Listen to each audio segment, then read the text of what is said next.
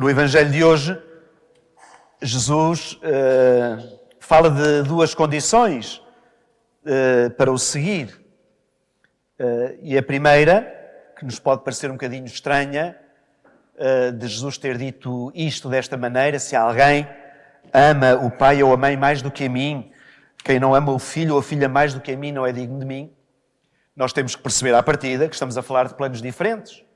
O plano de Deus, o nível de Deus, não é igual ao nível das nossas relações. Nós até nos 10 mandamentos da lei de Deus, no final, quem andou assim numa catequese mais clássica como eu, aprendíamos que os 10 mandamentos se resumiam em 2. Amar a Deus sobre todas as coisas, pronto, pai, mãe, agora os animais também. Adorar a Deus sobre todas as coisas, amar a Deus sobre todas as coisas, e o próximo como a nós mesmos. Portanto, Jesus, o que está a querer nos dizer aos apóstolos, porque eles viveram bem esta realidade, porque quase todos eram casados e com filhos, e com sogras, portanto, todos eles, estou a dizer por causa do Pedro, que ainda ontem foi o milagre da cura da sogra de Pedro, portanto, eles sabiam bem o que isto era. E nós percebemos bem, os que estamos mais metidos na vida consagrada, sabemos bem que às vezes a família não é que seja impedimento. Que em alguns casos até foi. Lembro-me de algumas irmãs, concretamente da congregação das Irmãs de Santa Catarina de Sena, que tiveram de fugir de casa para serem religiosas, porque a família não deixava. Fugiram, ou durante a noite, ou quando os pais saíram, aproveitaram para fugir de casa, para se consagrarem a Deus. E isto, às vezes, a questão da família, ainda hoje, na questão vocacional, é uma questão que se coloca. Porque, por exemplo, numa família onde há 5, 6, 7 filhos, o cuidado dos pais não se coloca tanto como em famílias que nós hoje vemos de 1, 2 filhos. E às vezes, os candidatos e candidatas têm muita vontade em ser religiosos, em serem padres, mas... E é este mas que Jesus diz aos seus discípulos. Não se trata de desprezar a família, porque iria contra o 4º mandamento, honrar pai e mãe. Não se trata de desprezar a família, mas de que o discípulo de Cristo, cada um de nós, perceba que são realidades diferentes. E Deus sempre acima de tudo. Sempre. Às vezes, por causa de famílias, por causa de almoços com famílias, por causa de encontros com famílias, Deus vai ficando para trás. Deus não é a prioridade. E cedemos com facilidade a isso. Se não for à missa ao domingo também, não é assim grande pecado. Com quanta facilidade, não digo nós, porque nós somos todos santos, mas com quanta facilidade nós nos dispensamos das coisas de Deus, porque uma vez também não é assim tão mau, e às vezes por questões familiares não tão graves. Então, esta primeira condição que Jesus dá, de que o seguimento não é o abandono ou o desprezo da família. Jesus é claro, quem ama a sua parentela mais do que a mim, não é digno de mim. O que significa que nós temos de amar muito mais a Deus, não deixando de amar os irmãos.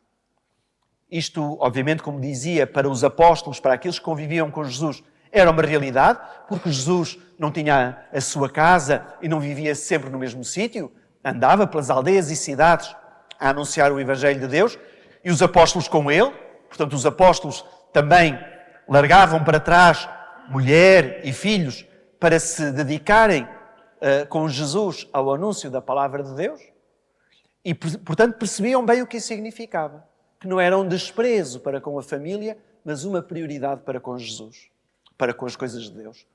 E nós, cristãos, temos também de assumir isto, de que Deus tem que estar no centro da nossa vida, porque não se trata de colocar Deus e a família no mesmo nível. Deus tem que estar sempre um bocadinho acima dos nossos níveis, porque muitas vezes esses próprios níveis, como irei dizer daqui a pouco, nos levam e nos chamam muito para Deus. A segunda condição que Jesus diz aos discípulos para serem dignos dele, para o poderem seguir, é uma frase que nós já conhecemos de outras passagens. Jesus, noutras passagens, diz: se alguém quiser seguir-me, renuncie a si mesmo, tome a sua cruz todos os dias e siga-me. E é curioso que Jesus, no seguimento, pede aqui também que se alguém não pegar na sua cruz, quem não toma a sua cruz para me seguir, não é digno de mim. Isto significa o quê? Que Deus faz caminho e salva o mundo através da nossa vida e da nossa realidade. Não é das nossas utopias, mas é através da nossa realidade. Como nós somos. Se somos bons, é assim que Deus nos quer, para que a sua mensagem passe. Se nos consideramos maus, é para sermos melhores, para que a mensagem de Jesus passe. Mas é preciso pegarmos na nossa vida. E aqui é assumir na nossa vida não só os talentos, as coisas boas que nós temos para dar, em nome de Jesus, mas também as nossas fragilidades, assumi-las. Todos nós fazemos esta experiência de que quando assumimos um erro, quando assumimos um vício, quando assumimos uma coisa má na nossa vida, é o princípio da conversão, é o princípio de um recomeço. Por exemplo, a parábola do filho pródigo. Foi quando ele bateu fundo, que disse, espera aí, tanta gente na casa do meu pai com comida, e eu aqui a passar fome. E isto foi o clique que ele precisou para mudar de vida. E então é no seguimento de Jesus, é a nossa vida que tem que ser oferecida, tal como ela é.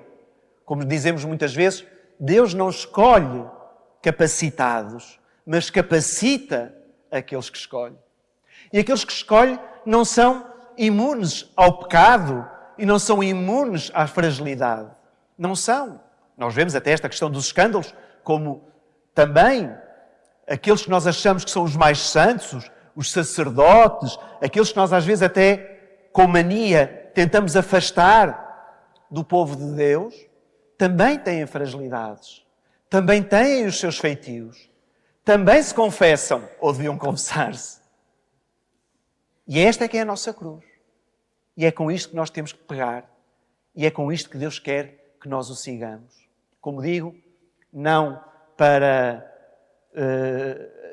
ficarmos na mesma, mas assumindo a nossa vida, com os seus talentos e com as suas fragilidades, nós possamos seguir Jesus e anunciá-lo através daquilo que nós vivemos. Mas obviamente que a leitura do Evangelho de hoje não se prendia nem com o primeiro seguimento, nem com o segundo. A leitura de hoje prendia-se com a última parte, que é muito comparada à primeira leitura, que nos falava de um profeta que foi recebido em casa deste casal e que não ficou sem recompensa. Eu creio que estas leituras hoje também nos devem levar para uma atitude que todos nós devemos ter diante daquelas pessoas que nos fazem bem, que é a atitude da gratidão. Sermos gratos. Esta mulher, na sua simplicidade, com a sua cruz, com este peso especial de não poder ter filhos, ou do casal não poder ter filhos, esta mulher acolheu na sua casa este homem santo de Deus. Não o fez por achar que ele era rico ou porque era uma personalidade. Fê-lo porque reconheceu que aquele homem era um homem de Deus. Transmitia Deus às pessoas. E fez aquela boa ação. Em vez de lhe darmos só uma refeição, vamos aqui construir-lhe um quartinho para que ele, quando vier, possa ficar aqui. Desinteressadamente, na gratuidade, aquele profeta, aquele homem santo de Deus, não foi indiferente à vida deste casal.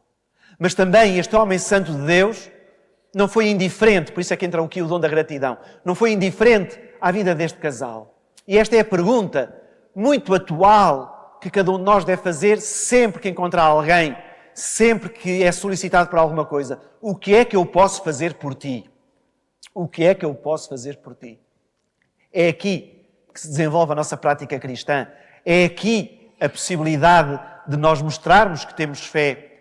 É respondendo na prática a esta questão que nós nos aproximamos do plano de Deus.